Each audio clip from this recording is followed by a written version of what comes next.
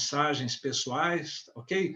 Nós vamos, então, agora concluir a nossa série sobre o fruto do Espírito. Vou pedir que coloquem a primeira imagem aí para nós, por favor. O fruto do Espírito, o remédio divino para os efeitos colaterais da pandemia. Estava vendo outro dia um gráfico que mostrando assim o que nos reserva ao futuro, né, em termos de consequências para a saúde pública. E no gráfico ali, a área mais crítica que está previsto para as consequências desta pandemia não são doenças físicas, são o que eles chamam de doenças mentais, né? No sentido aí das emoções abaladas, né? E nós já estamos tratando disso agora, durante a pandemia, apresentando aos queridos o remédio de Deus, né? Que está na sua palavra, entre eles o fruto do Espírito, para que nós sejamos imunizados ou auxiliados, né, assistidos, se ficarmos se alguém experimentar alguma dificuldade emocional ou espiritual por conta desse isolamento, das pressões emocionais todas que nós estamos vivendo. O nosso texto bíblico de hoje, para encerrarmos, então, é o mesmo texto que serviu de base para nós durante toda a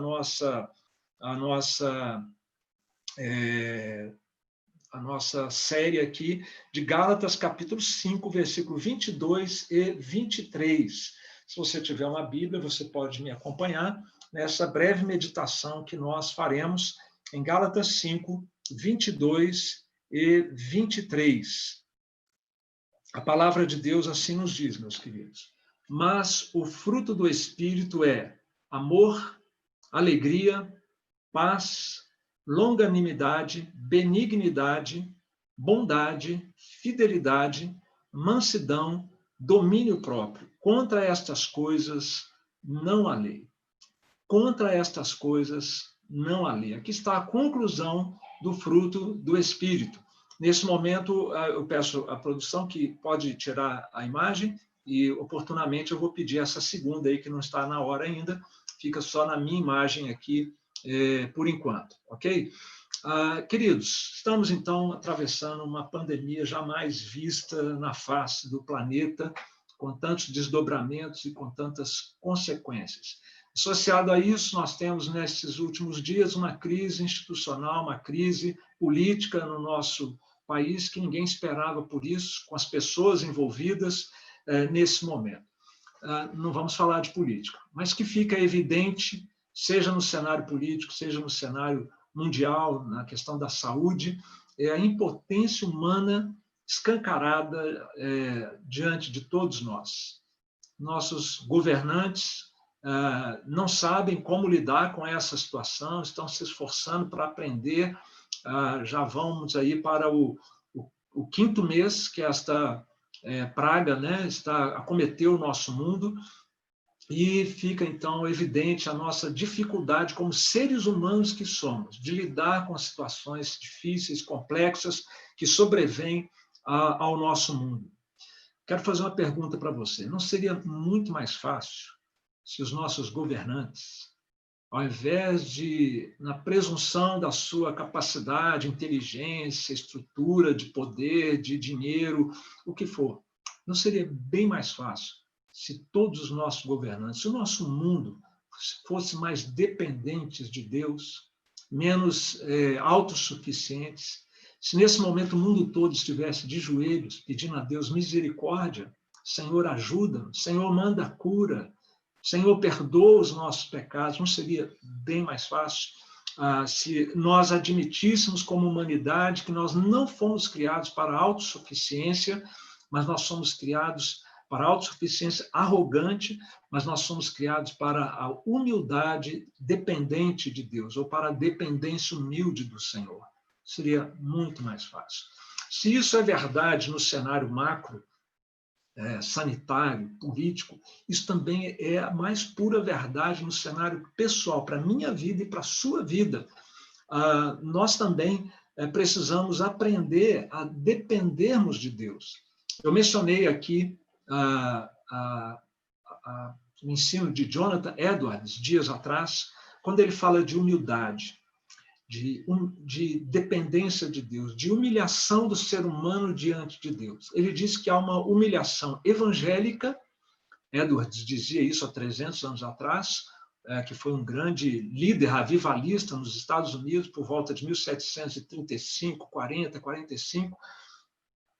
Ele dizia, então, que há uma humilhação evangélica, que é aquela que você é levado humildemente a reconhecer sua miséria, a grandeza e a bondade de Deus, e você se prostra diante dele. E há também a humilhação legal, aquela humilhação que todo joelho há de ter por não ter mais como resistir ou ignorar o poder soberano de Jesus Cristo. Mas no fim da história, todos se humilharão perante o Senhor. Alguns com muita alegria no coração, com muita espontaneidade, que já estamos aprendendo a fazer agora. E outros até contrariados, por verem que a sua visão, a sua ideia de Deus, a sua ideia do ser humano estava completamente equivocada. Esse princípio da humilhação evangélica, meus queridos, é a chave para a vida cristã. Se vale para o macro, vale aqui para o micro também da nossa própria vida. Na nossa luta contra o mal que existe dentro de nós e ao redor de nós, nós precisamos de ter essa atitude de humilhação evangélica, essa atitude de dependência de Deus.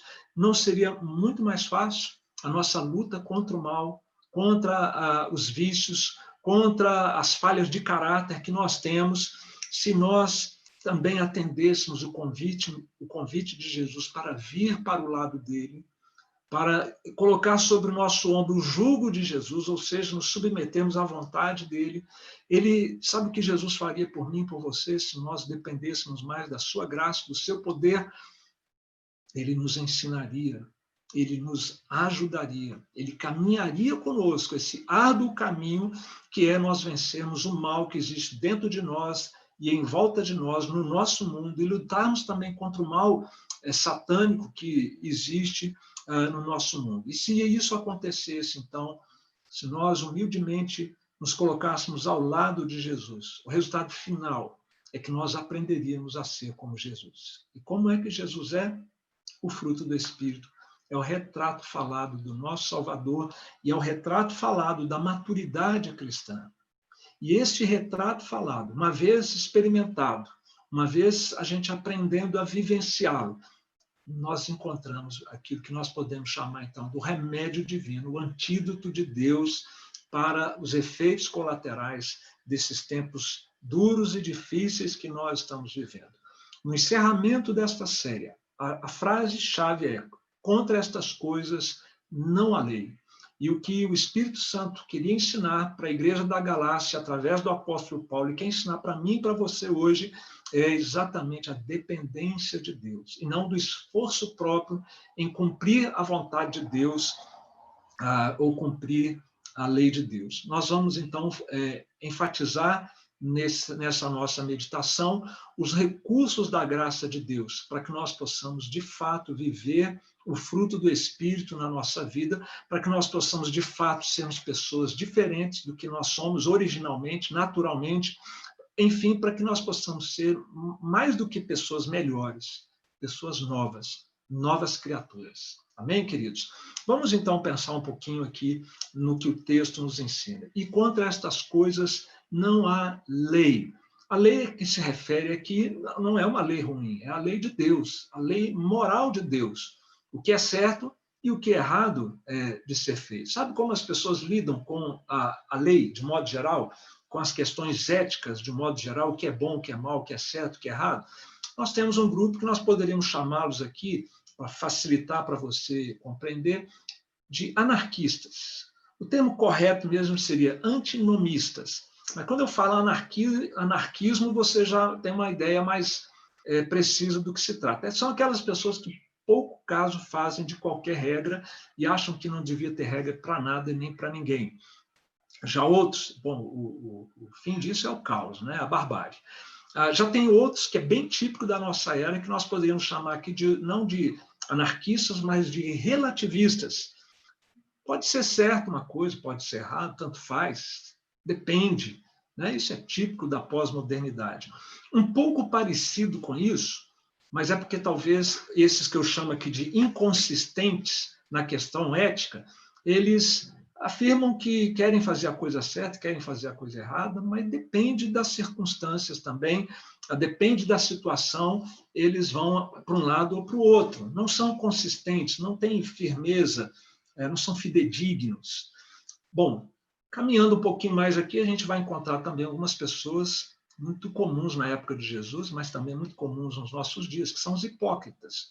O hipócrita é aquele que tem aparência de ser uma pessoa cumpridora da lei de Deus.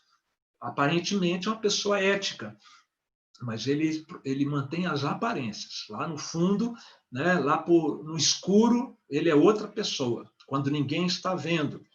Nós temos também os moralistas. O moralista é aquela pessoa que se esforça para ser uma pessoa ética e boa, porque isso é a coisa certa a fazer. Aparentemente, está indo muito bem essa pessoa que é moralista, mas há um grave problema aí no moralismo que eu vou tratar daqui a pouquinho. Tá? E nós temos os legalistas. Olha só como que a nossa dificuldade com as regras e com a lei começou lá no Éden, quando o primeiro casal desobedeceu à lei de Deus e não paramos mais. E a gente vai, para se esquivar da lei de um jeito ou do outro, nós vamos pegando várias avenidas, como essas que eu estou mencionando. E a última delas aqui são os legalistas. Sabe qual a diferença do legalista para o moralista? O moralista ele quer fazer a coisa certa porque é o certo a fazer. O legalista, no sentido religioso da palavra, ele quer fazer a coisa certa para ele merecer algo da vida, ou de Deus, ou do seu credo. Ele está em busca, ele está fazendo uma troca.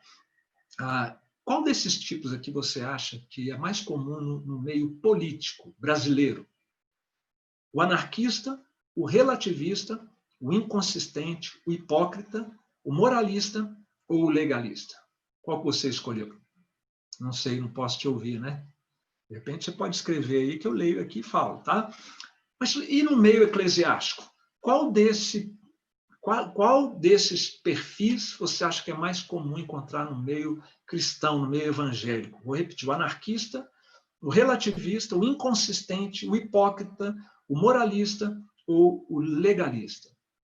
O cristianismo se opõe a todas essas abordagens da lei de Deus, da vontade de Deus. E, mais especificamente, aqui na carta de Gálatas, Paulo está tratando com um grupo que era legalista.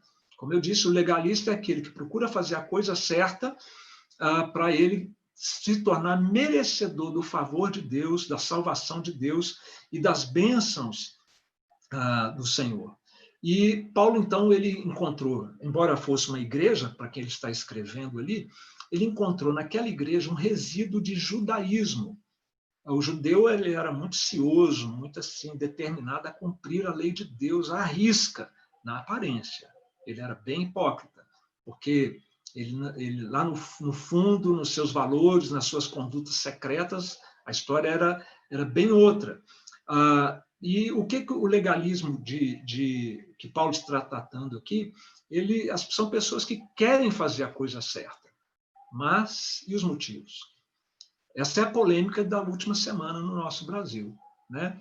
O ministro demissionário, eu sempre menciono aqui, gente, para dar um colorido real, mas nunca para discutir política ou tomar posição, porque eu sou um pregador da palavra de Deus, eu não sou um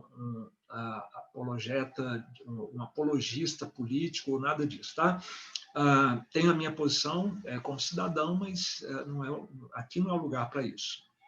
Mas esse ministro demissionário, ele disse assim: verdade acima de tudo, fazer a coisa certa acima de todos.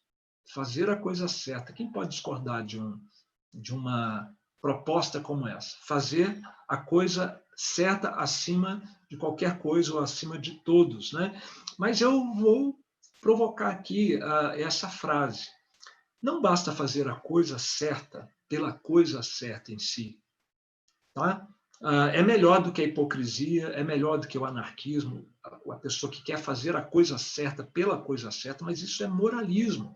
É menos danoso que a anarquia, é menos danoso do que a hipocrisia, mas isso é um mero moralismo. E também não basta fazer a coisa certa visando merecer de Deus as bênçãos, a salvação, que é o caso do legalismo que Paulo encontrou ali na Galácia.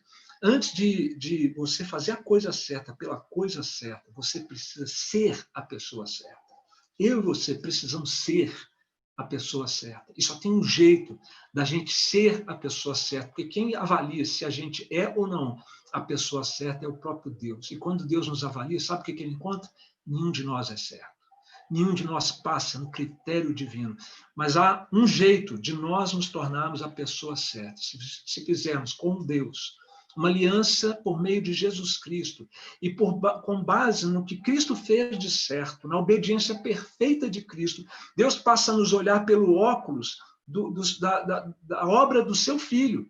E ele não vê mais em nós pessoas erradas debaixo da sua ira, mas pessoas que foram acertadas, pessoas que foram redimidas pelo seu Filho, absolvidas pelo Pai, graças ao sacrifício que o Filho fez. Então, nós não temos mais sobre nós o peso da ira de Deus. E a nossa natureza é transformada. Deus nos concede a natureza divina. Isso é sobrenatural, mas isso é fato. Se você é um visitante aqui e não conhece bem esses termos, olha, pode crer, porque é o que a palavra de Deus diz que acontece com aquele que faz uma aliança com Deus em Cristo. Deus faz de nós uma nova criatura e nós passamos a ser a pessoa certa, agora habilitadas com a motivação certa para fazer a coisa certa e com a capacidade que não é nossa para fazermos a coisa certa. Porque se nós fôssemos depender da nossa capacidade, nós nunca iríamos pelo caminho que agrada a Deus. Na nossa série do Fruto do Espírito, eu vou pedir para projetarem agora o resumo gráfico desta série. Nós procuramos mostrar aqui como é a pessoa. Como é a pessoa que tem uma aliança com Deus e que Deus está agora humanizando essa pessoa, fazendo-a semelhante a Cristo, como uma nova criatura, sob a ação interior do Espírito Santo. Essa é a descrição da nossa série, que está aí no alto para você ver. O fruto do Espírito é a humanização, é você se tornar mais homem e mais mulher, e não algo que lembra remotamente um homem e uma mulher, nos valores, no caráter, e, consequentemente, na conduta. E o padrão aqui é a semelhança com Jesus Cristo. E isso acontece somente com a nova criatura que está sob a ação da terceira pessoa da Trindade, o Espírito Santo de Deus. São 9 os elementos, os gomos deste fruto do Espírito: o amor, a alegria e a paz, a longanimidade, a benignidade, a bondade, a fidelidade, a mansidão e o domínio próprio. Aqui está o retrato de Jesus. Maturidade cristã é a gente aprender a ser mais amoroso, a ter a alegria não baseada nas circunstâncias, mas em ter um relacionamento com Jesus como nosso maior tesouro. A paz de saber que nós estamos bem com Deus, estamos certos com Deus, porque Cristo acertou a nossa condição, Ele pagou a nossa dívida. A longanimidade é você não se melindrar facilmente, a benignidade, ser gentil com o próximo, a bondade, buscar o bem efetivo, prático do seu próximo.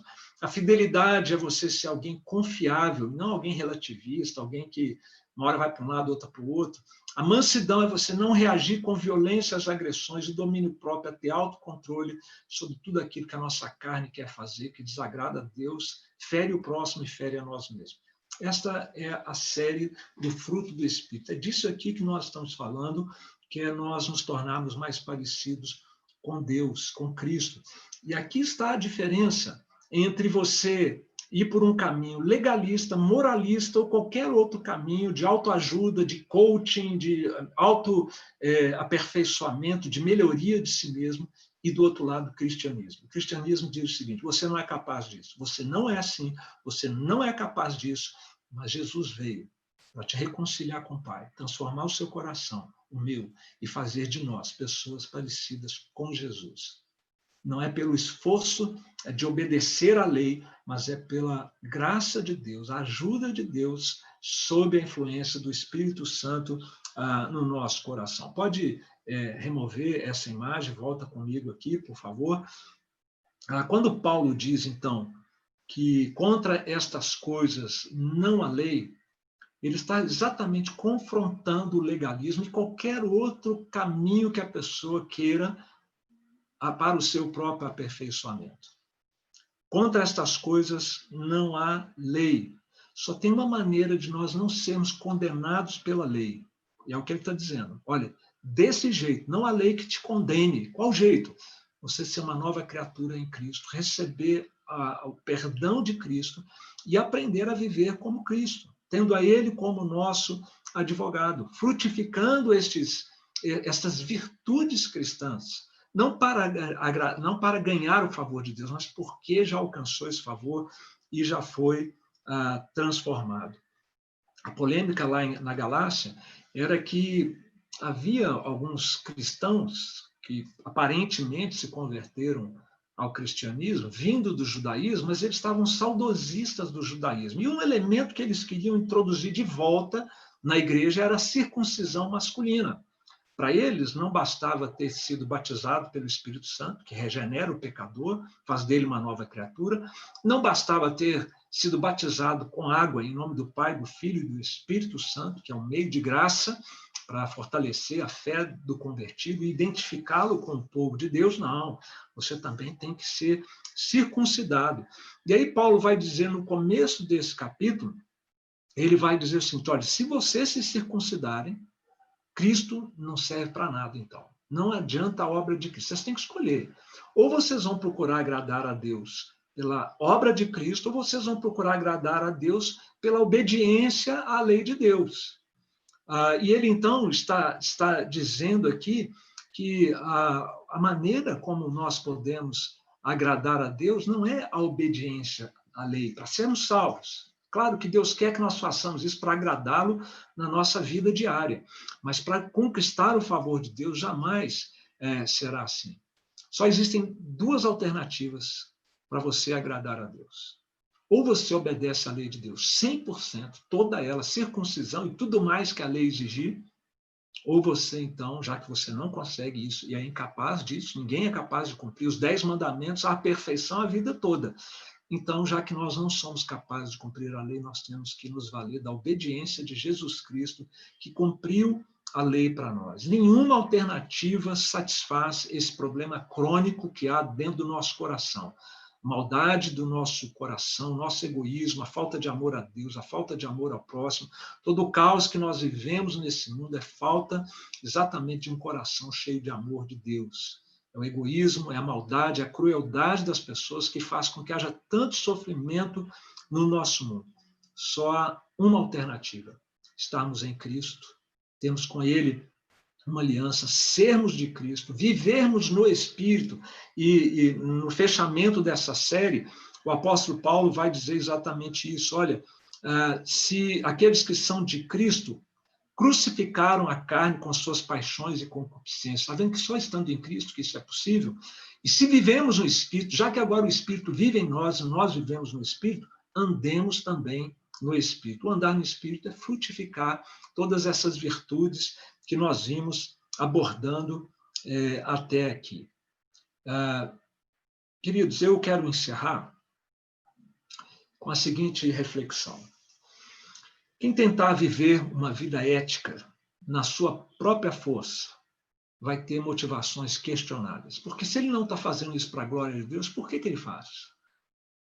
Para se projetar como um bom homem, uma boa mulher, uma pessoa ética, para iludir alguém por hipocrisia, não sei. Mas a motivação não será pura se não for para a glória de Deus. E quem tenta ser bom, quem tenta ser virtuoso, pelo seu próprio esforço, essa pessoa tem uma motivação questionável. Os resultados que ela pretende alcançar serão muito pobres. Nada se compara com o fruto do Espírito. O fruto ético que a gente tenta produzir na nossa carne não se compara. É como se fosse uma fruta de parafina com uma fruta suculenta apanhada no pomar. É a mesma diferença, o fruto do Espírito e o esforço humano. Além disso, quem tenta esse caminho vai simplesmente adiar o pecado. Uma hora a casa cai. Basta virem as pressões certas que a pessoa ela sucumbe por causa da fraqueza da sua própria carne. Não vai satisfazer o padrão divino, porque o padrão divino é a perfeição. Ninguém consegue caminhar na perfeição que o Espírito Santo de Deus vai cada vez mais introduzindo na nossa vida. E essa pessoa estará de viagem marcada para um lugar de grande sofrimento, porque aqueles que não cumprem a lei de Deus serão condenados pelo padrão que a própria pessoa tentou viver. Ela achou que tinha que ser ética, que tinha que ser certa, não conseguiu, e por esse próprio padrão, essa pessoa será condenada. Por outro lado, aquele que desistir de tentar ser ético, de frutificar o fruto do Espírito pela sua própria força e capacidade, correr para Jesus, vai receber de Jesus a graça necessária para demonstrar, primeiro, para desenvolver lá dentro essas virtudes e demonstrá-la nos seus relacionamentos. Terá a mais nobre motivação para frutificar o fruto do Espírito, que não é a sua glória pessoal, é a glória daquele que te capacita isso, a glória de Deus. Vai agradar a Deus, porque para Deus bastou a obediência perfeita do seu filho, mesmo que você, na frutificação do Espírito, seja uma frutificação ainda imperfeita, de alguém que está aprendendo a andar com Deus, mas Deus não vai levar em conta suas falhas, seus tropeções para deserdar você. Você é dele, será sempre dele, porque ele olha para a obediência do seu filho. E você vai ver resultados animadores quando o fruto do Espírito começar a transbordar de dentro de você. E ao invés de estar caminhando para um lugar de sofrimento eterno, você estará, à medida em que você vai frutificando no Espírito, a bondade, a benignidade, a mansidão, o domínio próprio, o amor, a alegria, essas virtudes todas que são o desenho de Jesus, à medida em que você vai vivenciando isso, você está fazendo as malas para o reino de Deus. Porque contra estas coisas, não há lei que te condene. Você já é uma nova criatura em Cristo, e como nova criatura em Cristo, está aprendendo a viver na força e no poder do Espírito Santo de Deus. Nessa pandemia e neste isolamento, como está o nível das suas forças emocionais, espirituais? Você pode estar em casa aí resistindo bravamente à irritação, à depressão, à ansiedade, e vai ficando cada vez mais difícil, ou você pode reconhecer que não é capaz mesmo, que você não tem força mesmo, que essa situação é difícil demais mesmo para qualquer um, e você então correr para a graça de Deus, correr para Cristo, ter com Ele uma aliança se ainda não tem, e tendo esta aliança com Ele, olha, cada dia, basta cada dia o seu próprio mal, renove as suas forças diariamente no Senhor, e vamos seguir em frente, frutificando o fruto do Espírito para a glória de Deus. Amém, queridos?